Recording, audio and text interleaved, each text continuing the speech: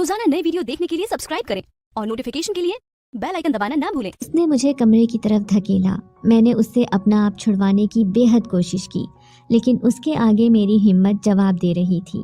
मेरा दिल दुहाई दे रहा था और मैं अपनी हिफाजत के लिए अल्लाह से दुआ मांग रही थी कि कहीं से मेरे लिए मदद पहुंच जाए।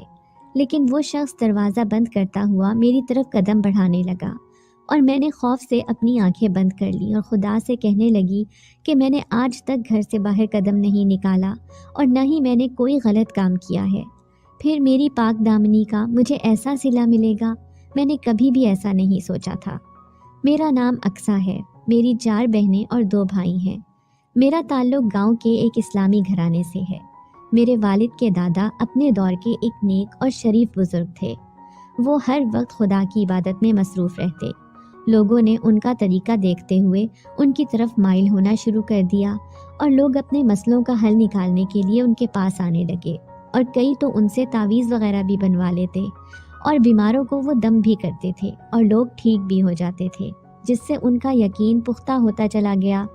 इस तरह से न सिर्फ उस इलाके से बल्कि दूर दराज के शहरों से भी लोग उनके पास आना शुरू हो गए और इसके अलावा उन्होंने बच्चों के लिए मदरसा भी बनवाया हुआ था जहां बच्चे कुरान की तालीम हासिल कर सकते थे। मेरे दादा और मेरे बाप ने उनके नक्शे कदम पर चलते हुए उन्हीं के काम को आगे बढ़ाया और उन्हीं के ज़माने के बने हुए मदरसे की देखभाल अब मेरे वालिद कर रहे थे और हमने बचपन से ही अपनी दीनी तालीम उसी मदरसे से हासिल की। मुझसे बड़ी 3 बहनों की शादी मेरे वालिद ने अपने ही ख़ानदान में कर दी थी, क्योंकि हमारे यहाँ लड़कियों को आला तालीम दिलवाने का तो रवाज नहीं था, लेकिन लड़कों को आला तालीम के लिए बैरून मुल्क भी भेजा जाता था। इसी तरह मेरे वालिद ने मेरे भाइयों को तालीम हासिल करने के लिए बाहर भेज दिया और मेरे दोनों भाइयों ने तालीम हासिल करने के बाद बैरून मुल्क रहने को तरजीह दी। मेरे वालिद की ख्वाहिश थी कि मेरे बेटे तालीम हासिल करने के बाद अपने ख़ानदानी कारोबार को संभालने के साथ साथ मदरसे की भी देखभाल करेंगे, लेकिन उनका ये ख्वाब पूरा ना हो सका और उनकी शदीद ख्वाहिश थी कि उनकी औलाद में से भी कोई एक इस काम को आगे बढ़ाता ताकि अगली नस्ल तक उनका नाम रोशन हो सके। मैं बचपन से ही बेहद ज़हीन थी।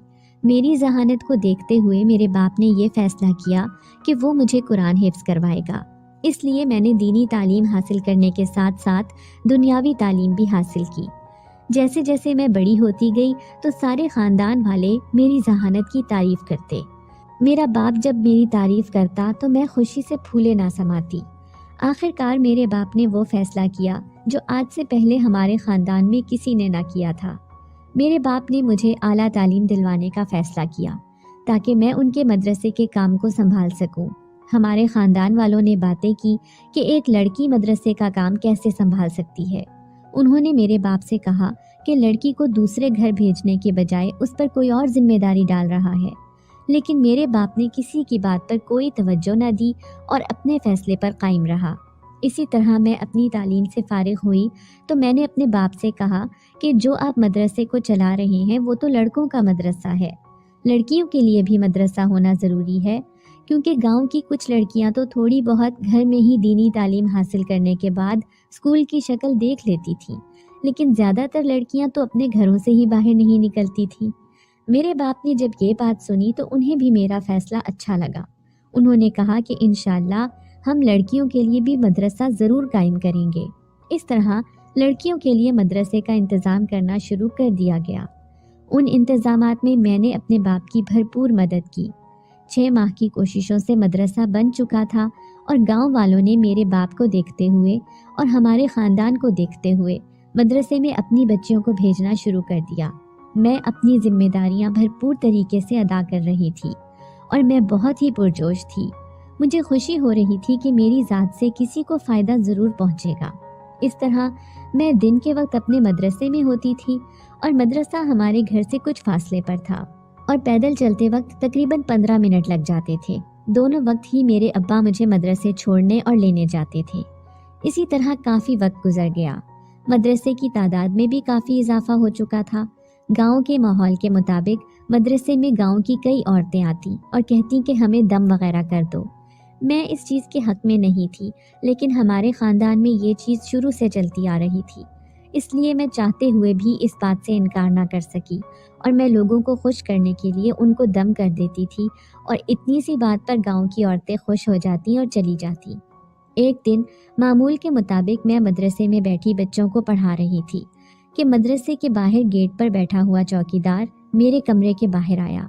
मैंने किसी गैर मर्द को मदरसे के अंदर आने की इजाज़त नहीं दी थी, क्योंकि मैं भी पर्दे का ख़ास ख्याल रखती थी और वैसे भी ये लड़कियों का मदरसा था। इसी चीज़ का ख्याल करते हुए लोगों ने अपनी बच्चियों को मेरे पास भेजना शुरू किया था। इस बात का मैं हद से ज़्यादा ख्याल रखती थी।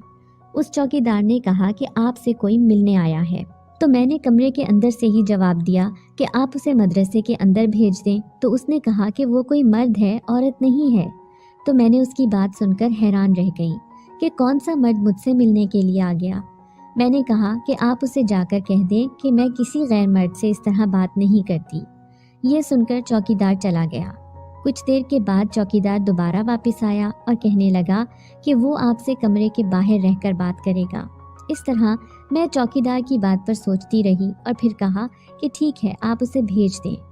चौकीदार वापस आ गया और कुछ देर के बाद उस शख्स को लेकर कमरे के बाहर खड़ा हो गया और मुझे कहने लगा कि बीबी जान बात कर लें। मैंने उस आदमी से पूछा कि आपको क्या बात करनी है, तो उसने कहा कि मैंने अपनी बेटी का यहाँ पर दाखिला करवाना है। मैंने कहा कि आप इसके लिए घर की औरत को साथ लेकर आते ताकि मैं तसल्ली से उनसे बातचीत कर सकती। उसने कहा कि मेरे घर में कोई भी औरत नहीं है, मेरी बीवी बीमार है और मैं अपनी बच्ची का दाखिला करवाना चाहता हूँ।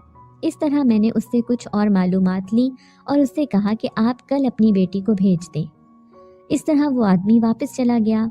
अगले दिन वो आदमी अपनी बच्ची को लेकर मदरसे आ गया। मैंने उस बच्ची का दाखिला करवा दिया और उसे कहा कि आप इतने बजे आकर बच्ची को ले जाएं। इस तरह वो बच्ची मदरसे आने लगी और उसका बाप रोज़ाना उसे छोड़ने आता और लेने भी आता। एक दिन छुट्टी के वक्त सारी बच्चियां अपने अपने घरों को वापस चली गई थीं, लेकिन वो बच्ची मेरे पास बैठी हुई थी और उसको लेने घर से कोई नहीं आया था। मैंने भी घर वापस जाना था क्योंकि मेरा बाप किसी काम से शहर गया था और उन्होंने कहा था कि आज मदरसे से जल्दी निकल आना और अंधेरा होने से पहले घर चली जाना। अब मुझे भी देर हो रही थी, लेकिन मैं उस बच्ची का इंतज़ार कर रही थी कि कोई उसे लेने आए और वो भी चली जाए। उस बच्ची को मैं अकेले मदरसे छोड़कर नहीं जा सकती थी। मैं काफ़ी देर इंतज़ार करती रही। मैंने उस बच्ची के कागजात में जो उसका फ़ोन नंबर लिखा होता है उस पर भी फ़ोन किया, लेकिन किसी ने फ़ोन ना उठाया। मैं काफ़ी परेशान थी। इस तरह काफ़ी इंतज़ार के बाद चौकीदार ने उसके बाप के आने की इत्तला दी। मैं भी घर जाने के लिए बिल्कुल तैयार खड़ी थी, इसलिए उस बच्ची के साथ ही मदरसे से बाहर आ गई। मैंने खुद को बुर्क़े से ढांपा हुआ था और हाथों में भी काले दस्ताने थे और पाँव में भी काले जूते थे। मैंने गेट से बाहर आकर उस आदमी की तरफ नज़र उठाकर बिना देखा और खामोशी से एक तरफ चलना शुरू हो गई। मुझे चलते अभी कुछ ही देर हुई थी कि गाड़ी के हॉर्न की आवाज़ आई। मैंने पीछे मुड़कर देखा तो वो आदमी बच्ची के साथ कार में बैठा हुआ था और उसने कार रोकी और कार का दरवाज़ा खोलकर बाहर आ गया और मेरे करीब आकर खड़ा हो गया। कहने लगा कि अगर आप कहें तो मैं आपको आपके घर छोड़ देता हूँ। मुझे उसका इस तरह लिफ्ट के लिए ऑफ़र करना हरगिज़ भी अच्छा न लगा। मैंने कहा नहीं, आपका बहुत शुक्रिया, लेकिन उसने दोबारा से वही बात कही। अब मुझे उसकी बात पर गुस्सा आया और मैंने सख्त लहजे में कहा कि आपको एक दफ़ा बात समझ में नहीं आती। मैंने आपको मना किया है, फिर भी आप इस बात पर इसरार कर रहे हैं। इतनी बात कहकर मैं आगे चलना शुरू हो गई, लेकिन वो कार लेकर मेरे पीछे तक आया। जब तक मैं अपने घर के अंदर दाखिल ना हो गई, वो कार में ही बैठा मेरी तरफ देखता रहा। मुझे उसका इस तरह मेरा पीछा करना हरगिज़ भी अच्छा नहीं लग रहा था। मैं सोच रही थी कि अगर किसी ने इस तरह उसको मेरा पीछा करते हुए देख लिया तो वो क्या सोचेगा, क्योंकि गांव का माहौल भी ऐसा होता है कि लोग आपकी हर सरगर्मी पर नज़र रखते हैं। घर आकर मैंने किसी से इस बात का जिक्र ना किया। इसी तरह कुछ दिन गुजर गए। मेरे मदरसे की रूटीन भी वैसी ही रही। अब्बा भी शहर से वापस आ गए थे। अब्बा अब फिर मुझे मदरसे छोड़ने जाते और वापस भी वही लेने आते थे। एक दिन मैं घर वापस आई तो अम्मा के पास कुछ मेहमान बैठे हुए थे। मैंने उन्हें सलाम किया और अपने कमरे में आ गई। कुछ देर के बाद अम्मा कमरे में आई और कहने लगी कि तुम बाहर आओ, उन मेहमानों के पास आकर बैठो। मुझे अम्मा का इस तरह मेहमानों के पास बैठने के लिए कहना समझ में ना आया, क्योंकि आज से पहले अम्मा ने कभी भी किसी मेहमान के पास इस तरह बैठने के लिए नहीं कहा था। तो मैंने ही अम्मा से पूछा कि ये कौन लोग हैं और आप मुझे उनके पास बैठने के लिए क्यों कह रही हैं। तो अम्मा कहने लगी कि जिस घर में जवान बेटियां होती हैं तो रिश्ते के लिए कोई ना कोई आता रहता है, और वैसे भी अब हम तुम्हारी शादी का इरादा रखते हैं। जब मैंने अम्मा की बात सुनी तो मैंने कहा कि अभी तो मुझे मदरसे का काम शुरू किए हुए कुछ ही अरसा हुआ है और आप लोग मेरी शादी के बारे में सोच रहे हैं। मैं अभी शादी नहीं करना चाहती। तो अम्मा ने जब मेरी ये बात सुनी तो कहने लगी कि हमारे ख़ानदान में लड़कियां अपनी शादी के मुताल्लिक इस तरह बात नहीं करती, ना ही तुम्हारी बहनों ने इस तरह अपनी शादियों के बारे में हमसे बहस की थी। ये हमारा फ़ैसला है और उस पर तुम इनकार नहीं कर सकती। मैंने उनकी बात सुनकर खामोशी से सर झुका लिया। इस तरह अम्मा ने मेरी अलमारी में से एक अच्छा सा सूट निकाला और मुझे कहने लगी कि ये पहनकर बाहर आ जाओ। मैं अम्मा के हुक्म से इनकार नहीं कर सकती थी, इसलिए उनका हुक्म मानते हुए मैं तैयार होकर नीचे आ गई। और मैं घर में भी अपने सर पर दुपट्टा ओढ़ कर रखती थी। आज तक मैंने अपने सर से दुपट्टा नहीं उतारा था। जब मैं ड्राइंग रूम में दाखिल हुई तो वहाँ पर 3 औरतें मौजूद थीं और कोई भी मर्द मौजूद नहीं था, क्योंकि मैं अम्मा को पहले ही कह चुकी थी कि मैं मर्दों की मौजूदगी में हरगिज़ भी नहीं आऊँगी। इसलिए अब्बा उन मर्दों को लेकर दूसरे ड्राइंग रूम में बैठ गए थे। इसलिए उन औरतों ने मुझसे हर किस्म का सवाल किया। वो मुझसे मेरी पढ़ाई के बारे में पूछती रहीं। कुछ देर के बाद अम्मा ने मुझे कहा कि खाना मेज़ पर लगाओ। मैं किचन में गई और मुलाजमा की मदद से खाना मेज़ पर लगा दिया। इस तरह मेरी अम्मा और अब्बा मेहमानों के साथ खाने पर मौजूद थे, लेकिन मैं अपने कमरे में आ गई थी।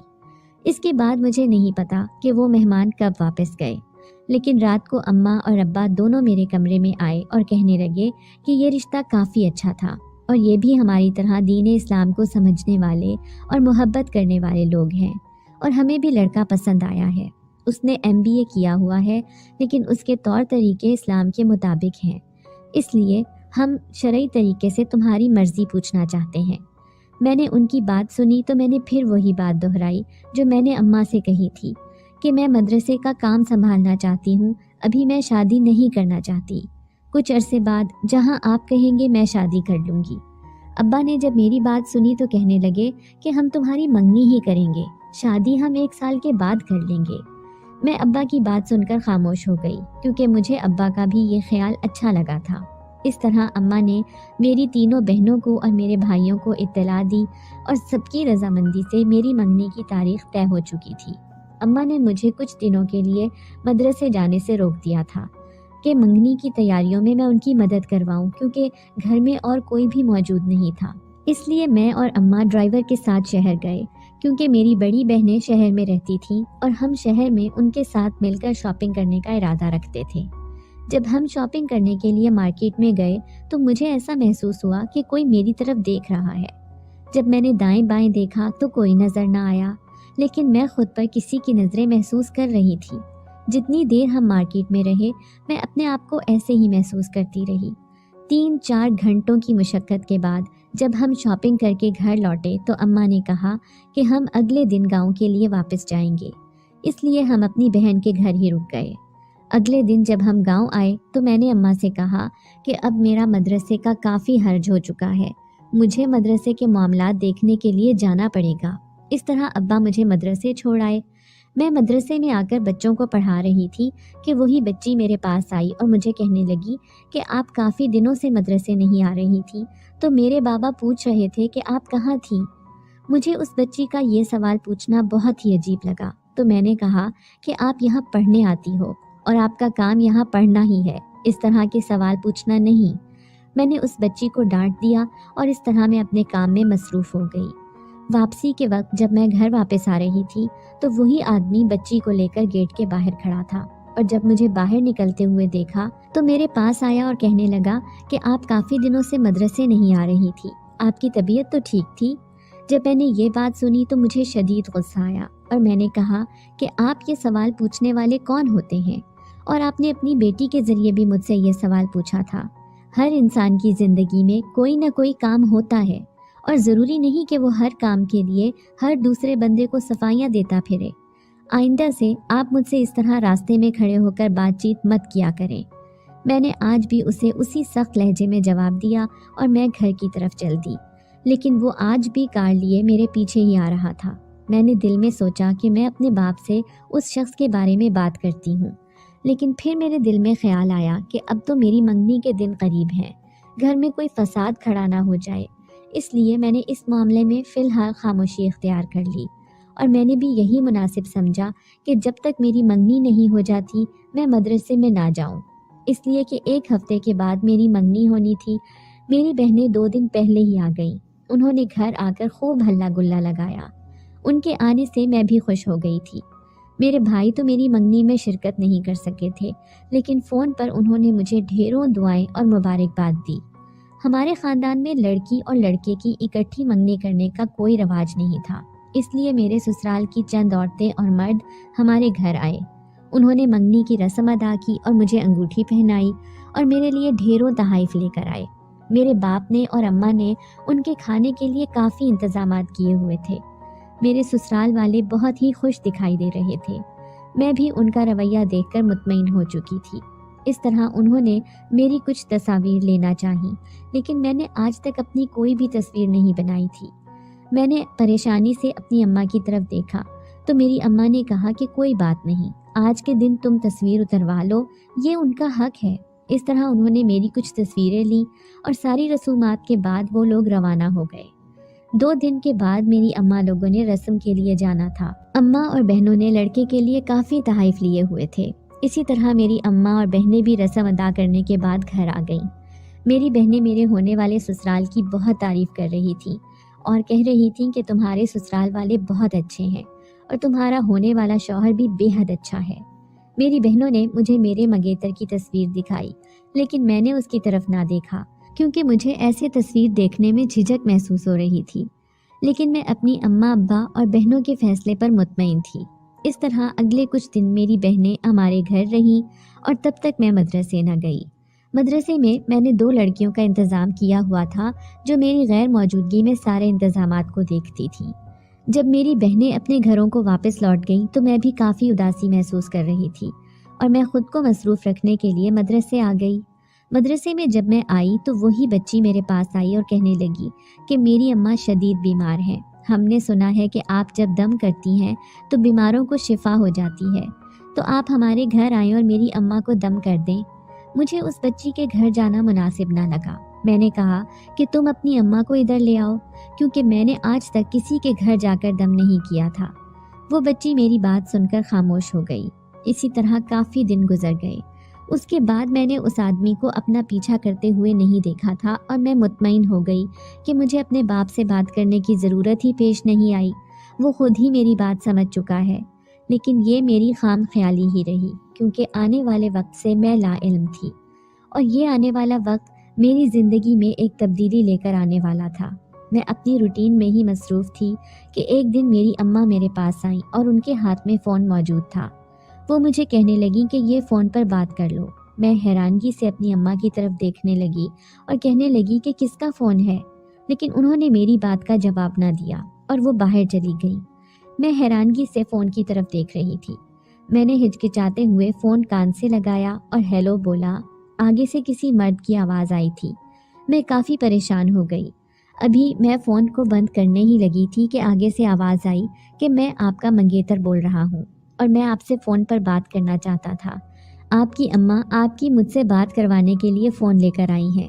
جب میں نے یہ بات سنی تو مجھے اپنی اماں پر شدید غصہ آیا کہ وہ ایک ماں ہو کر ایسے کیسے کر سکتی ہیں۔ میں نے کہا کہ میں شادی سے پہلے اس طرح بات کرنا مناسب نہیں سمجھتی، تو میرے منگیتر نے کہا کہ اگر ہم ایک دوسرے سے بات نہیں کریں گے تو ہم ایک دوسرے کو کیسے سمجھ سکتے ہیں۔ تو میں نے کہا کہ ہمارے والدین نے کچھ سوچ سمجھ کر ہی ہمارے بارے میں فیصلہ کیا ہوگا، اب جو بھی بات چیت ہوگی شادی کے بعد ہی ہوگی۔ اس طرح میں نے فون بند کر دیا اور میں اپنی اماں کے کمرے میں گئی اور میں نے اپنی ماں سے کہا کہ آپ کو یہ سوچ کر شرمندگی نہیں ہوئی کہ آپ میرے منگیتر کا فون لے کر میرے پاس آ گئی ہیں۔ میری اماں نے کہا کہ آج کل ہر لڑکی اپنے منگیتر سے فون پر بات کرتی ہے، تو اس میں کون سی بڑی بات ہو گئی۔ میں نے کہا آپ خود اپنی بیٹی کو یہ بات کہہ رہی ہیں۔ میری ماں نے کہا کہ جس طرح تم نے لڑکے سے بات کی ہے، ہو سکتا ہے کہ اب اس کا الٹا ہی نتیجہ نکلے۔ वो रिश्ते से ही इनकार ना कर दें, क्योंकि जो उनका बेटा कहेगा उनके घर वाले वही बात मानेंगे। जब अम्मा ने ये बात की तो मुझे भी शदीद परेशानी हुई कि ये ना हो कि मेरे रवैये की वजह से मेरी मंगनी ही ना टूट जाए, और मैं ऐसा हरगिज़ भी नहीं चाहती थी। मैंने अपनी अम्मा से फ़ोन लिया और कहा कि मैं उनसे अपने रवैये की माफ़ी मांगती हूँ। इसलिए मैं फ़ोन लेकर अब अपने कमरे में आ गई और मैंने उसी नंबर पर फ़ोन किया जिस नंबर से कॉल आई थी। लेकिन मेरे 2-3 दफ़ा कॉल करने के बावजूद भी किसी ने फ़ोन ना उठाया। मुझे अब शदीद परेशानी हो रही थी। आखिरकार मैंने भी खुद को हालात के धारे पर छोड़ दिया कि जो होगा देखा जाएगा। मैंने कौन सी गलत बात की थी? अगर ये बात बड़ों के सामने आएगी तो मैं यही कहूँगी कि मैं शादी से पहले इस तरह की गुफ्तगू करना नहीं चाहती थी। इसी तरह मैंने अपने दिल को मुतमईन किया और अगले दिन मैं अपने मदरसे चली गई। मदरसे में मुझे वो बच्ची नज़र ना आई। मैंने सोचा कि शायद उसे कोई ज़रूरी काम होगा।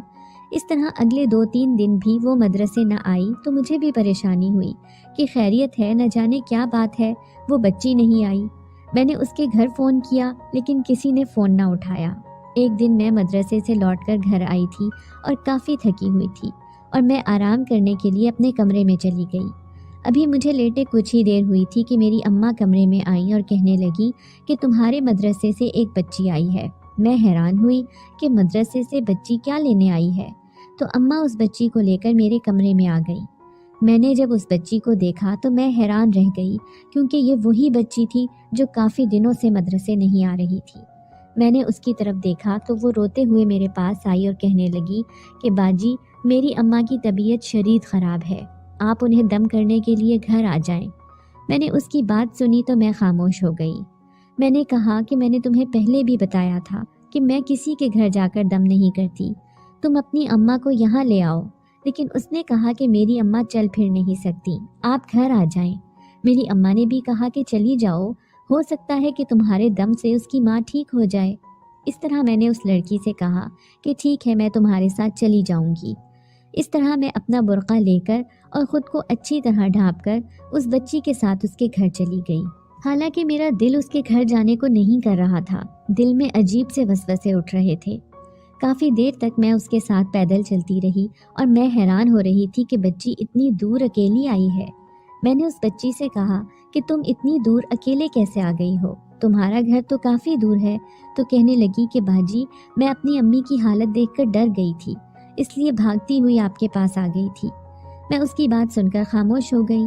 इसी तरह काफ़ी देर पैदल चलने के बाद वो लड़की एक गली की तरफ मुड़ी और मैं भी उस लड़की के पीछे गली में दाखिल हो गई और एक बड़े से गेट के आगे रुक गई और कहने लगी कि बाजी, ये मेरा घर है, आप इस घर में आ जाएं। मैंने झुझकते हुए उस घर में कदम रखा और उस बच्ची से कहा कि जल्दी से मुझे अपनी अम्मा से मिलवा दो। उसने कहा कि मेरी अम्मा सामने वाले कमरे में हैं, आप उस कमरे में चली जाएं, मैं दरवाज़ा बंद करके आ रही हूँ। मैं कमरे की तरफ गई तो पीछे से मुझे किसी मर्द की आवाज़ आई। वो उस बच्ची से कह रहा था कि ये चॉकलेट ले लो और चली जाओ। मैंने जब ये बात सुनी तो मैंने पलटकर देखा, मेरे पाँव तले से ज़मीन निकल गई, क्योंकि ये वही आदमी था जो उस बच्ची को मदरसे छोड़ने और ले जाने आता था। उस आदमी ने उस बच्ची को चॉकलेट देकर घर से बाहर निकाल दिया और दरवाज़ा बंद करता हुआ मेरी तरफ आ रहा था। मैंने ऊंची आवाज़ से कहा कि तुम उस बच्ची को घर से बाहर क्यों निकाल रहे हो? ये बच्ची मुझे यहाँ लेकर आई थी ताकि मैं उसकी माँ को दम कर दूँ। उस आदमी ने हंसते हुए मेरी तरफ देखा और कहने लगा कि मैंने ही इस बच्ची को तुम्हारी तरफ भेजा था, क्योंकि मैंने तुमसे काफ़ी दफ़ा बात करने की कोशिश की थी, लेकिन तुम मेरी किसी भी बात का जवाब नहीं देती थी और मुझे कोई तरीका समझ नहीं आ रहा था, इसलिए मैंने ये तरीका इस्तेमाल किया और तुम्हें अपने पास बुलाया था। एक दफ़ा बैठकर मेरी बात सुनो। उस आदमी ने मुझे बाजू से पकड़कर कमरे में ले जाने की कोशिश की और मैं खौफज़दा हो गई और सोचने लगी कि मैंने सारी ज़िंदगी पाकीज़गी से गुजारी है, फिर मेरे साथ ऐसा क्यों हो रहा है। मैं खुदा से दुआ मांगने लगी कि कोई मेरी मदद को पहुंच जाए। मुझे उस आदमी की बात सुनकर गुस्सा आ रहा था। मैं अपने रब से दुआ मांग रही थी कि कोई मेरी गैबी मदद को पहुंच जाए और इस मुश्किल से मैं निकल सकूं।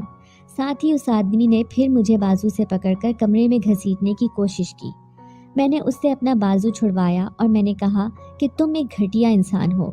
जब मैंने रास्ते में तुम्हें 2 दफ़ा मना किया था कि मैं तुमसे कोई बातचीत नहीं करना चाहती, इसके बावजूद तुमने ये घटिया हरकत क्यों की? तुम नहीं जानते कि मेरा बाप और मेरे भाई तुम्हारे साथ क्या करेंगे। उस आदमी ने कहा कि तुमने फ़ोन पर भी बहुत गलत बात की थी। मैं तो वो बात सुनकर खामोश हो चुका था। मैंने उस आदमी की बात सुनी तो मैं हैरान हो गई कि मैंने उससे फ़ोन पर कौन सी बात की है। मैंने कहा कि तुम मुझ पर घटिया इल्ज़ाम लगा रहे हो। मैंने तुमसे कोई फ़ोन पर बात नहीं की। तो कहने लगा कि मैंने फ़ोन किया था, कि मैं तुम्हारा मंगेतर बात कर रहा हूँ।